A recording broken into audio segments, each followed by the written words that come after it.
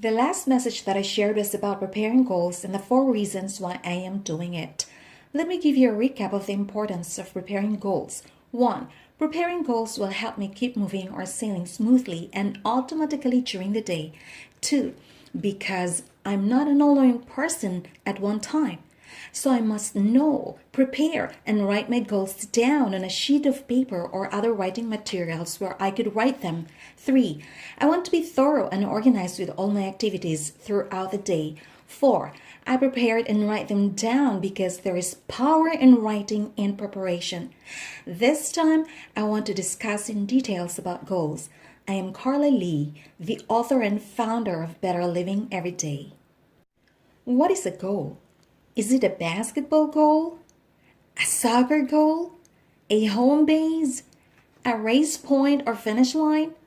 What is the definition of goal? There are many meanings of goal, but I came up with my own definition of goal. My own definition of goal is this.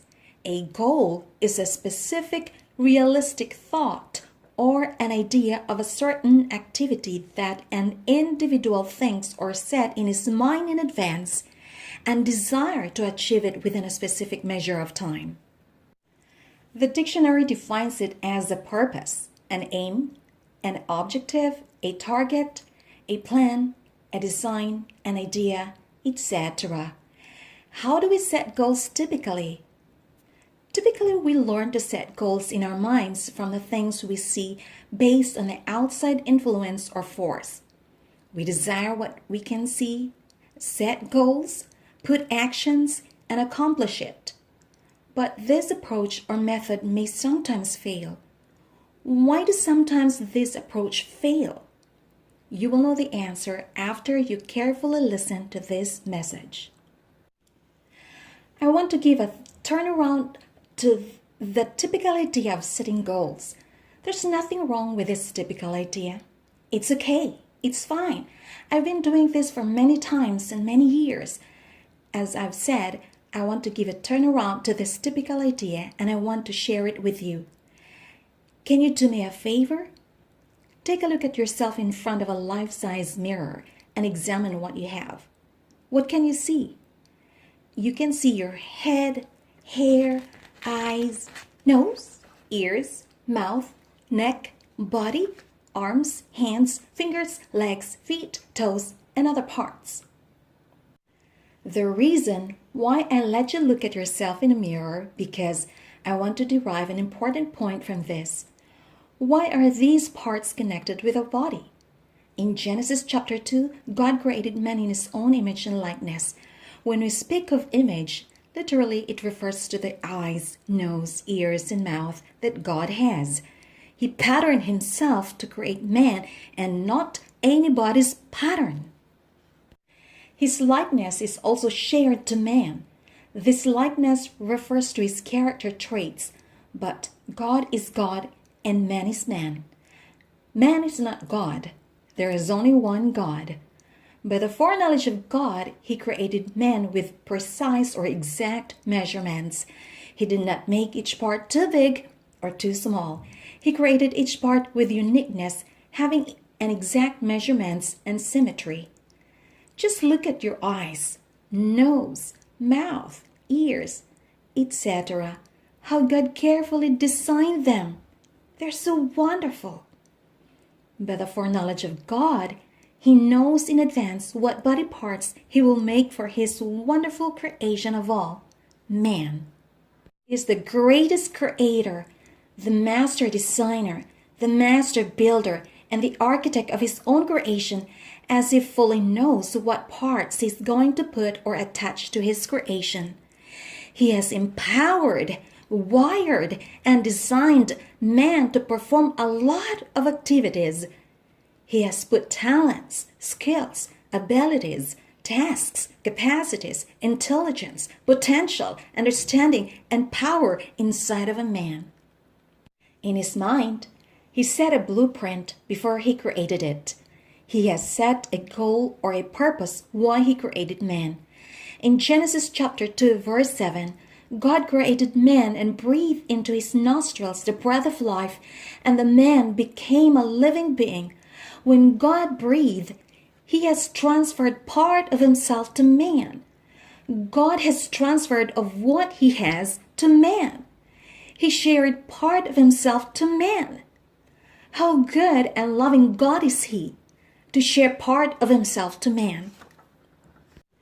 I want to give an exact representation of a creation. Have you seen a car? Of course you have. Do you think that the car just happened?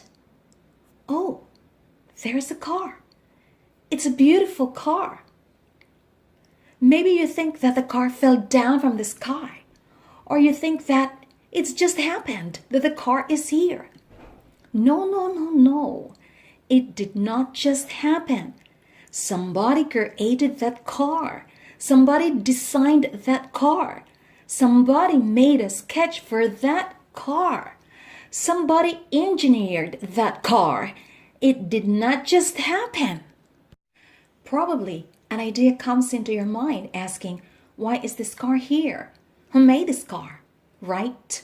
You try to figure out who made or create or manufacture this car. What is this for? What's the purpose of this car? The same with man, that he did not just happen. There is a maker, a designer, an engineer, or architect, and that there is a purpose for this creation. In Ephesians chapter 2 verse 10 it says, "For we are God's masterpiece, created in His own image and likeness." Where goals are derived. God is an all-knowing God, and in His foreknowledge, He created or designed man. He fully equipped the man He created, and He put him in the Garden of Eden to work the ground, to take care of His creation, to toil and to replenish it, because He shared part of Himself by transferring it to man through His nostrils. God is the creator, and man is a small creator. Man can create little things, right? He can count on man because he shared part of himself. Each part of the body from head to toe has a special, specific purpose and function. The hair for covering and protection, right? The eyes for seeing, the ears for hearing and listening, the mouth for eating and speaking, the hands for working, playing, touching, patting, building, baking, cooking, typing, etc. The feet for standing, walking, running, etc. What's the use of your brain if you don't use it? What's the use of your eyes if you don't use them? What's the use of your ears if you don't use them? What's the use of your mouth if you don't use it? What's the use of your nostrils if you don't use them? What's the use of your hands if you don't use them?